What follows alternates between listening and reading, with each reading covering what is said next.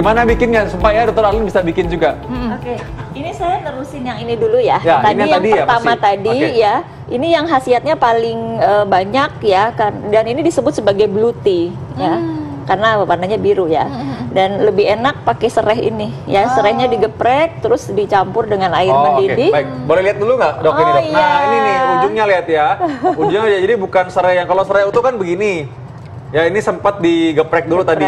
Ya. Supaya ini apa ada rasa, ada aroma serainya juga. Iya, ada aroma serainya juga ya. Dan juga jangan lupa tadi disaring dulu ya. Iya, disaring dulu. Disaring dulu. Nah, bagus juga kita pakai jeruk nipis ya, perasan jeruk nipis. Nanti kita lihat ada perubahan ya, coba deh. Oke, baik. Ini jadi dicampur jeruk nipis Dicampur boleh campur jeruk air nggak? nipis. Campur es gitu boleh berarti ya? Boleh. Boleh, Jadi di India tuh biasa buat minuman penyegar. Kalau habis makan atau habis panas-panasan, lihat ada perubahan warna. Oh iya, iya, Ya. berubah. Jadi Jadi yang tadinya berubah biru ya. jadi ungu Oh, berubah ya. Wow. Ya, Jadi ungu. jadi kalau ada perubahan pH, dia akan berubah dari Jadi biru agak sedikit ungu. lebih asam ya. Oke, nah ini kan untuk gula darah. Dokter kita Gula mau darah, coba. kolesterol, kemudian anti aging juga.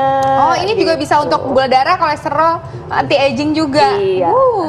Nah, untuk yang jahe gimana nih dokter? Tadi kan Nah, dokter juga sempet ini nih ngobrolin tentang jahe. Kalau dengan jahe itu sebenarnya sama ya.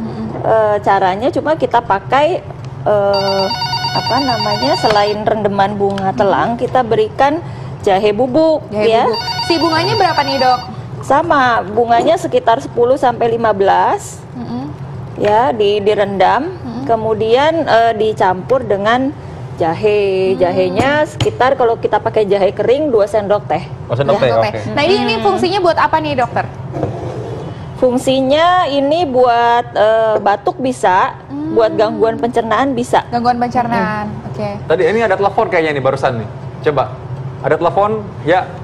Nah, sambil nunggu telepon nih, ini tadi sebenarnya kalau misalkan kita campur dengan jahe dan lain-lain itu untuk pencernaan, tapi gangguan pencernaan kayak macam apa? Kembung tadi, lalu Iya. bukan mencret dan lain-lain ya?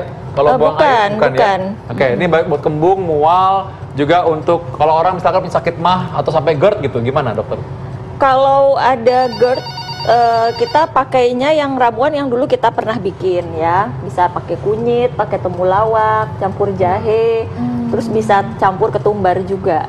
Oh gitu, jadi agak sedikit berbeda ya. Jadi ini memang kalau khusus ini untuk gangguan yang ringan, pencernaan yang untuk si dispepsia dispepsia tadi ya. ringan. Oke.